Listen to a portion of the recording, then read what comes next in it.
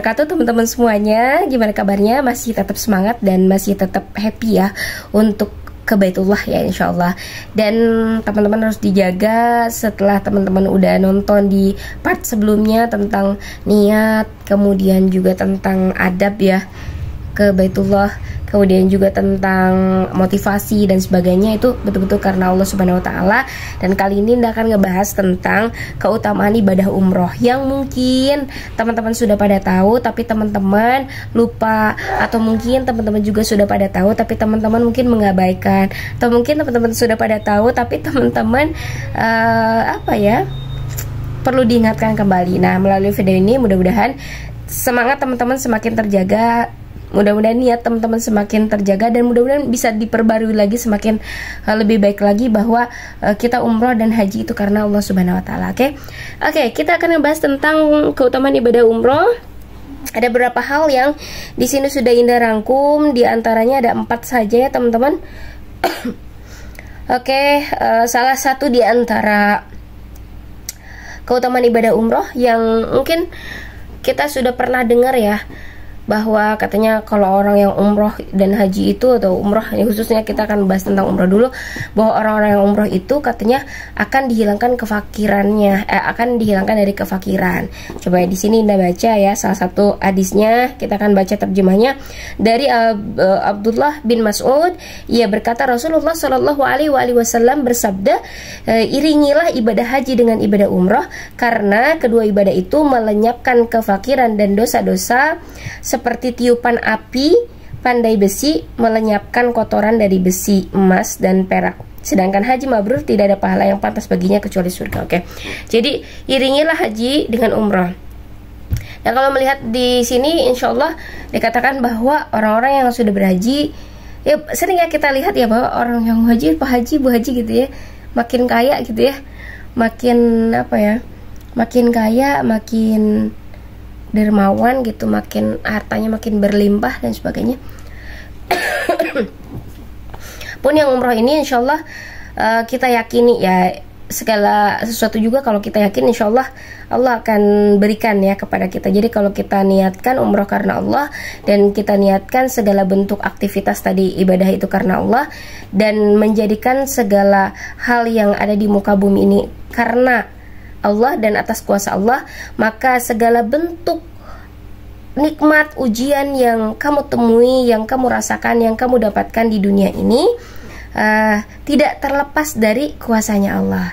Dan jadikan segala bentuk itu, segala bentuk ujian dan nikmat tadi sebagai tangga untuk menuju makrifat kepada Allah Subhanahu wa taala ya.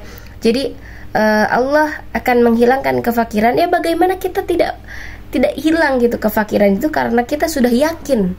Jadi frekuensi imannya itu sudah lurus, istiqomah. Dan ketika kamu diuji dengan kemelaratan, kelaparan, takut dan sebagainya, ya kamu ingat lagi bahwa Allah yang ngasih ujian itu. Jadi kalau kita lihat dalam surah Al-Baqarah ayat 155, teman-teman nanti teman-teman baca, A'udzubillahi minasyaitonirrajim. Bismillahirrahmanirrahim. Walanabluwannakum bisyai'im minal khaufi wal ju'i wa naqsim minal amwali wal anfusi was samarat wa basyiris sabirin. Jadi ya Allah tuh hanya menguji gitu, hanya sedikit saja mengujinya itu dengan apa? Dengan minal khaufi, dengan rasa takut, wal ju'i, dengan rasa lapar, wa naqsim minal amwal, dan kekurangan harta gitu ya, wal anfusi was samarat ya, jadi harta jiwa, kemudian buah-buahan. Wah, ternyata hari ini kita nggak ada bekal buat makan. Wah, hari ini ternyata suami kita misalkan masukannya tuh hanya sedikit.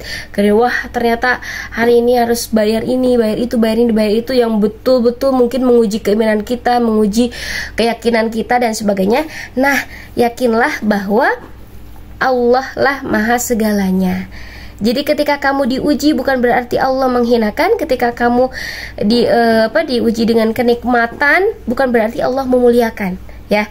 Bisa jadi karena ketika kamu diuji dengan kurangnya harta, dengan rasa lapar, Allah menginginkan kamu lebih dekat dengan Allah Subhanahu wa taala. Seperti itu ya teman-teman. Jadi salah satu di antara keutamaan ibadah umroh yaitu menghilangkan kefakiran ya. Dan harus yakin nih teman-teman, kuncinya yakin. Kalau teman-teman ngerasa nggak yakin dengan yang keutamaan tadi, maka ya siap-siap itu nggak akan terjadi gitu ya. Oke, yang kedua adalah dikabulkannya doa-doa, insya Allah ya. Jadi di sini dibacakan ada hadisnya dari Ibnu Umar radhiyallahu anhu, Rasulullah shallallahu alaihi wasallam bersabda, orang-orang yang berperang di jalan Allah, orang yang berhaji dan orang yang berumroh adalah dutanya Allah, ambasadornya Allah ya. Dan Allah memanggil mereka, lantas mereka memenuhi panggilan Allah, mereka meminta kepadanya, maka Dia pun memberikan apa yang mereka minta. Jadi orang yang haji, orang yang umroh itu termasuk kepada dutanya Allah. Coba banyak ya orang-orang yang sudah pergi haji terus menceritakan segala bentuk hal perjalanan beliau itu di mana? Di Baitullah gitu ya, pas pulang umroh di share gitu ya. Saya sih sebetulnya yang termasuk kepada orang tersebut gitu ya. Jadi saya mengabadikan momen, saya sharing kayak seolah-olah udah tahu banget gitu. Tapi saking excitednya kita, saking pengen ngedukasi ke teman-teman, saking nggak ingin lupa dengan momen-momen tersebut gitu, bahwa Allah itu memberangkatkan kita dengan kuasanya gitu ya. Maka ya saya share dengan banyak orang tentang umroh ini, jadi agar banyak orang yang termotivasi untuk pergi ke sana ya. Siapa tahu dengan satu orang yang termotivasi menjadikan pahala jariah gitu untuk kita semuanya, untuk aku pribadi khususnya yang udah share. Jadi segala bentuk doa yang kita panjatkan ya, insya Allah pas ketika nanti umroh, insya Allah nanti akan terkabulkan, mustajab doanya.